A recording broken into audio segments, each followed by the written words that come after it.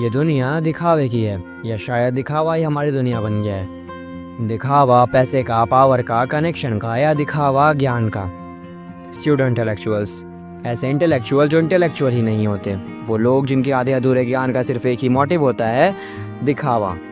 अब देखो, वीडियो में आगे बढ़ने से पहले ही बता देता हूँ कि हो सकता है ये वीडियो आपको आईना दिखा दे, आपको आपके सामने लाकर ही खड़ा कर दे। और अगर इसीलिए चाहो तो वीडियो यहीं पर छोड़ सकते हो, और अगर नहीं तो स्टार्ट करते हैं।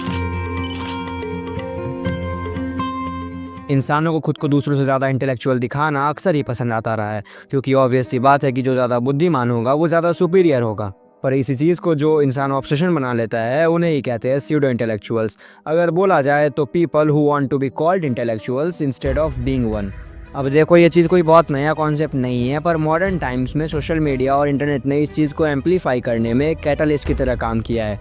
और यही कारण है कि अभी के टाइम में तुम्हें तुम्हारे फेलियर से डील करना एक ऐसा इंसान सिखा सकता है जो कभी फेल ही नहीं हुआ है। तुम समझ गए मैं क्या कहना चाहता हूँ।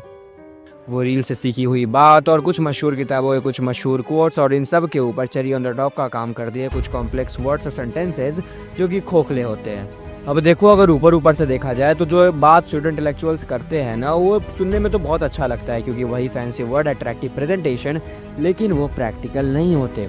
और अगर यकीन नहीं होता तो पूछ कर देख लो उसी टॉपिक से रिलेटेड कुछ गहरी बात या उसका रीज़न। जवाब में ना सुनने को नहीं मिलेगा, जवाब में मिलेंगे खाली खोखले शब्दों से भरा एक अजम्पशन और लैक ऑफ रीजनिंग। और इसका रीज़न ये है कि वो लोग एक्सेप्ट ही नहीं कर सकते कि वो ये चीज़ नहीं जानते। द डनिंग क्रूगर इफेक्ट, जहाँ लोग अपने आप को और अपने किसी स्पेसिफिक नॉलेज को ओवर एस्टिमेट करने लग जाते हैं अपने खुद के कॉग्निटिव बायसेस के चलते। अब शायद आप कुछ सिमिलैरिटीज़ समझ पा रहे होंगे अपने आसपास के लोगों में, या शायद अपने आप में। पता है, इन चीज़ों के पीछे कोई ऐसा सिकनेस या डिजीज़ नहीं है। ये लोग बस ऐसे लोग हैं जो साइकोलॉजिकली एक ऐसे स्टेज में पहुंच चुके हैं जहां उन्हें इस बात का हद से ज़्यादा चिंता होने लगता है कि दूसरे लोग उन्हें जज करेंगे और उनके बारे में क्या सोचेंगे। शॉर्ट फॉर्म कंटेंट के थ्रू हर किसी के पास एक डाइवर्सिफाइड नॉलेज है, एक सरफेस लेवल पर, और कहीं ना कहीं ये बात लगभग सबको ही पता है। पर जानते हो, इस खोखलेपन के पीछे शॉर्ट फॉर्म कंटेंट से भी एक बड़ी ऐसी वजह है जिसके बाद इंसान को अपनी कमजोरी का असली अनुमान होता ही नहीं, और उल्टा वो खुद को और ज़्यादा बुद्धिमान समझने लगता है। और ये वजह है किताबें, non fictional self help books. Social media पर या अपने आसपास नॉन फिक्शन बुक्स का क्रेज़ लगभग हम सब ने ही देखा है। अब जब भी तुम कोई सेल्फ हेल्प बुक्स पढ़ते हो ना, तो उसके लाइंस में वो जो टू द पॉइंट बातें लिखी होती है, जिसको पढ़ने के बाद एक अलग ही सेल्फ अकॉम्प्लिशमेंट की फीलिंग आती है कि मैंने तो कुछ बहुत ही कमाल का सीख लिया है। और ये एकदम जो पीक वाले इमोशंस होते हैं जो ये सब पढ़ने के बाद आता है ना, वो जो इंसान फील करता है, ये एक हार्मोन की वजह से होता है जिसका नाम है डोपामीन। अब डोपामीन वही सेम हार्मोन होता है जो अगर तुम रील स्क्रॉल कर रहे हो या स्मोकिंग कर रहे हो तब रिलीज होता है। तो क्या मैं स्मोकिंग और नॉन फिक्शन रीडिंग को एक जैसा बता रहा हूँ? कैसी पागलों वाली बात है ना।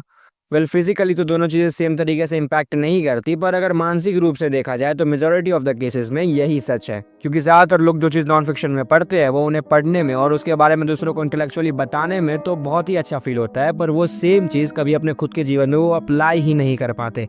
और इसीलिए वो गहरे कोट्स और लाइंस उनको एक पॉइंट ऑफ टाइम पर डोपामिन हिट तो देते हैं, पर लॉन्ग टर्म में कुछ खास यूजेबल होते नहीं, क्योंकि लोगों को पता ही नहीं होता कि वो चीज़ एक्चुअल में हम अपनी लाइफ में यूज़ कहाँ करने वाले हैं। क्योंकि जो चीज़ें हम एक सेल्फ हेल्प बुक से सीखते हैं उन्हें हमारी रोज़मर्रा के जीवन में कोई खास इस्तेमाल किया नहीं जा सकता है। उन किताबों में सिर्फ कुछ ही ऐसी चीज़ें होती है जो कि मेजॉरिटी ऑफ लोग अपने जीवन में यूज़ कर सकते हैं।